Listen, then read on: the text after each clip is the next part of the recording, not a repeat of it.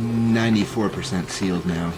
Maybe 90 because the piston rod itself has a bit of a leak, but there's no water dribbling out of it other than a little bit of water coming from the lower part of the timing chest. But that could be many things, so let's turn it up a bit. Using the Starbucks cup as the condenser here. And we'll build up some steam and I'll turn it back on with the governor going to its maximum. It might actually get up there now, actually. Running off the new shell boiler, well, not the new shell boiler, but the old shell boiler. And it came with this as a filler cap, a sneak preview. It's a 1875 silver coin from Germany. So I think that it was a German that built both the boilers, the steam engine boilers, out of the 18-pounder shells. Since most of the instruments are German and this coin, the filler cap, is German. I also got some photos with that shell boiler, which I'll show you here. I'll do a little bit more on them later.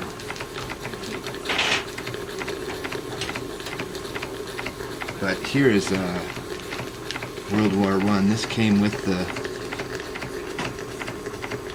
shell boiler. And it's a picture of some ordnance. And then here's a destroyed steam engine, probably in Germany. It might not be Germany, but there is a British soldier, I think, there observing the wreckage.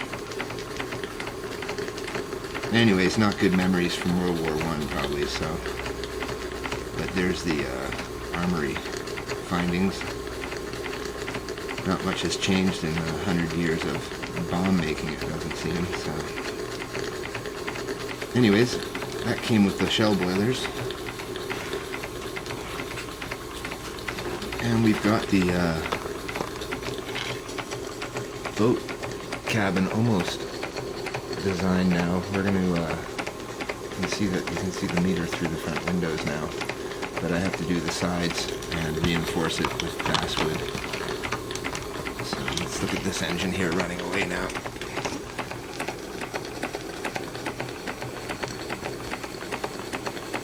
Very nice engine. And the walnut is so hard that it's as rigid as aluminum, probably. A little bit of play in the bearings, but I did shim a bit of them, so. Excellent action. Very well designed, well executed. That's oil I just put on the engine there. So I'll have to clean that up, but no water, no leaks right now, other than what's going into the cup here. So success. There's another engine, another wooden engine, that will be electrified. It won't be running on steam, but we'll take a look at that next week and figure out a way to wire it up to a slow DC motor so that it can be put on display. But this is pretty much a done deal now. 1853, unbelievable. He actually messed up on the screws for those two rod mounts on the top there, as you can see, because he couldn't hammer after he assembled it, and he definitely couldn't pull the nails out of this wood. So I'm gonna have to fix that somehow, and I'm not sure I can get my Dremel in there, but I can probably get a hand pin vise and drill some holes for those 1800s nails, which are handmade nails. As well, you can see the bolts on the Chester square nuts, which is typical of that era. Mostly square nuts everywhere, actually, on the zinc blocks.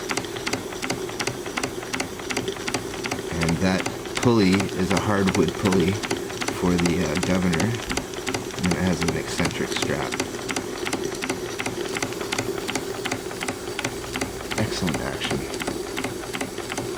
I'm not sure if you can see it, but my mod was that little spring right there. I had to add that spring. It might work without that spring now, actually, but I added it just because I needed to have a little bit of a kick on the lower part of the stroke. But with the timing fixed now and the new holes drilled in the timing contraption. It's running a lot smoother now. It has more power on the upper stroke, so a lot of it also was the play in the valve. I had to do a little bit of stiffening of the valve, so I repinned, I made the pins tighter basically.